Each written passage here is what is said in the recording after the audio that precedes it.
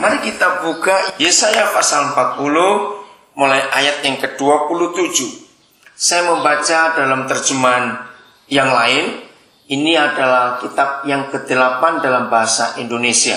Dan kita bersyukur, makin banyak terjemahan makin bagus. Ya, jadi saudara jangan bingung kalau berbeda dengan Alkitab saudara.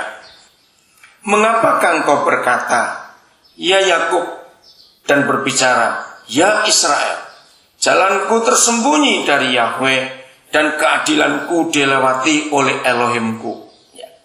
Ini sebuah jeritan hati. Kalau dalam kehidupan kita merasa sepertinya Tuhan tidak adil.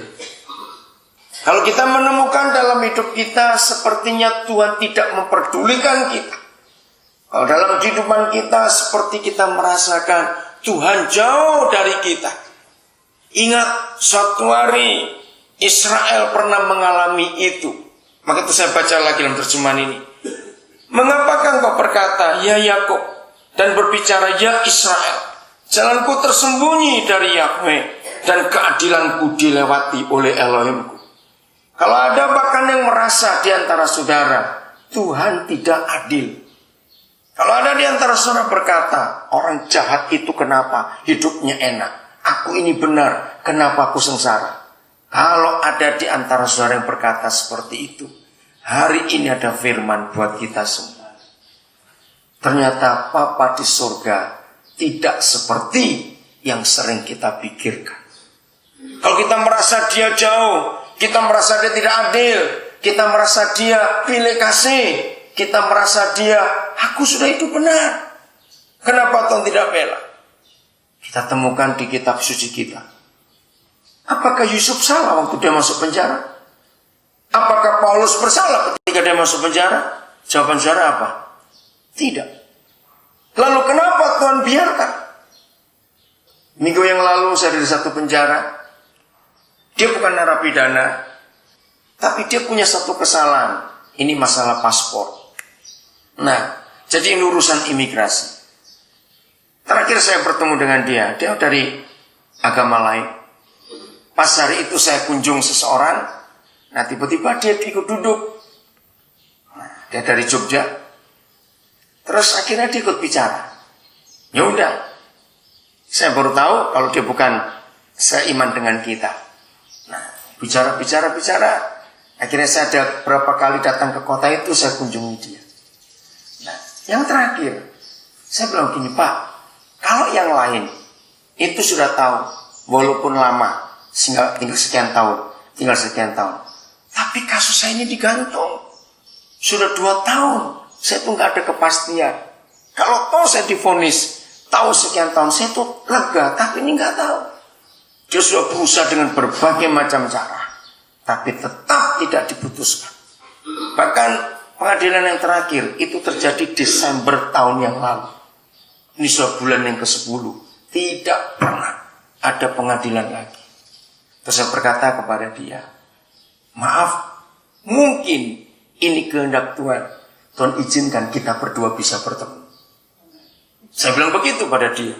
Walaupun mungkin saudara berkata, begitu lama menunggunya. Maafkan saya kalau saya yang terlambat datang ke sini. Saya bilang begitu. Kemarin saya masih sempat bicara dengan dia. Karena di tempat itu bisa ada telepon. Nah, saya tetap kuatkan dia. Saya mau bicara tentang kehidupan. Saya ajari dia, walaupun kamu belum tahu, karena kamu gak ada vonis, tapi belajar seperti Yusuf. Saya terangkan soal Yusuf. Anak itu gak tahu kapan dia keluar, karena memang gak pernah diputusnya seumur hidup. Dia gak punya hak untuk membela. Tapi selama dia menanti, dia tidak menanti dengan kosong. Dia tidak menanti dengan marah-marah. Dia tidak menanti dengan gelisah. Dia tidak menanti dengan putus asa. Tapi dia menanti dengan persiapan. Kalau aku keluar, aku begini, aku begitu. Nah, kamu juga begitu. Siapkan dirimu. Anggap aja kamu kan keluar besok. Sehingga kamu bisa punya rencana untuk apa saja.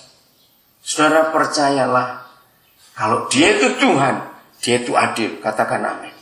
Kalau dia itu Bapa buat kita, dia tetap sayang kita sebagai anak-anaknya. Yang penting hati kita. Sekali, Yakub, Israel pernah kecewa dengan Tuhan. Sepertinya Tuhan tidak adil. Ayat 28. Tidakkah engkau tahu? Tidakkah engkau dengar? Elohim yang kekal, Yahweh, dialah yang menciptakan ujung-ujung bumi. Dia tidak menjadi lemah dan tidak menjadi lesu. Tidak ada penyelidikan terhadap pengertiannya. Memang sulit diselidiki pikiran-pikiran Tuhan kita, bukan saudara? Tapi ikuti saja jalannya itu. Ayat 29. Dia memberi kekuatan kepada yang lemah, dan kepada yang tidak berdaya dia menambahkan kekuatan itu. Hebat sekali. Coba bacakan dari Alkitab saudara ayat 29 ini. Salah seorang silakan.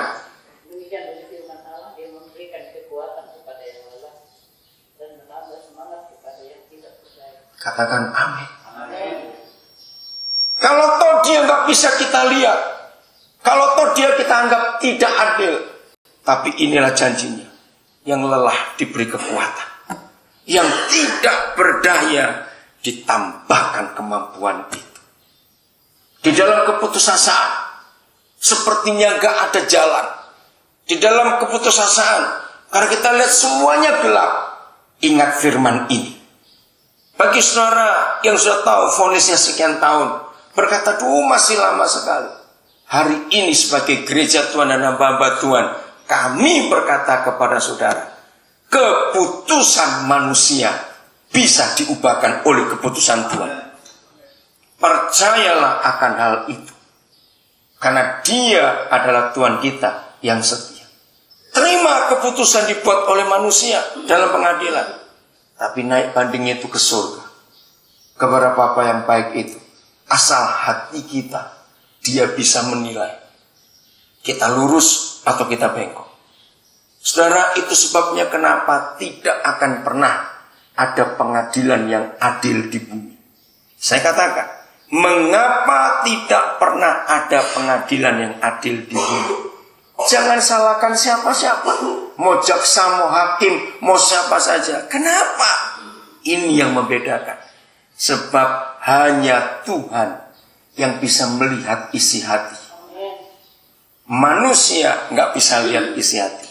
Itu sebabnya tidak ada manusia bisa adil. Karena tidak bisa melihat isi hati. Maka itu kalau saudara dan saya bisa menunjukkan sikap hati yang benar di hadapan dia. Nah, ini masalahnya. Sikap hati kita, isi hati kita, rencana-rencana di hati kita, tidak ada orang lain bisa mengetahui kecuali Tuhan dengan kita sendiri.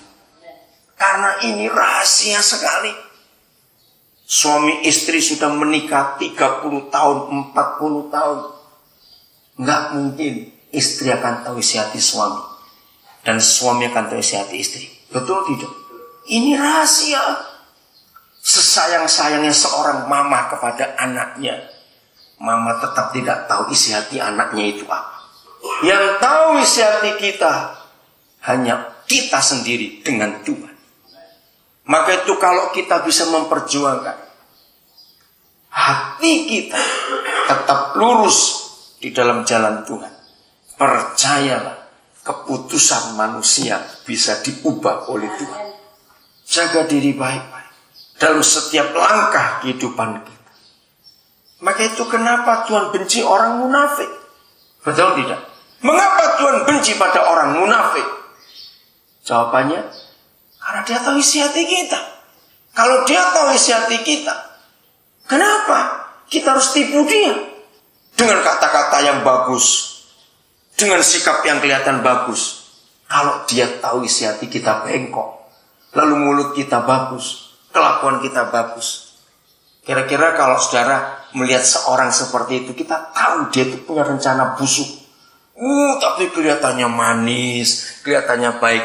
Saudara saja ketemu orang kayak begitu, bagaimana rasanya? Bagaimana perasaan kita? Jengkel sekali. Apa kamu itu? Betul? Nah, begitulah Tuhan. Jadi kalau yang merasa lelah, merasa tak berdaya, merasa tidak ada semangat, karena banyak alasan dalam hidup ini, kita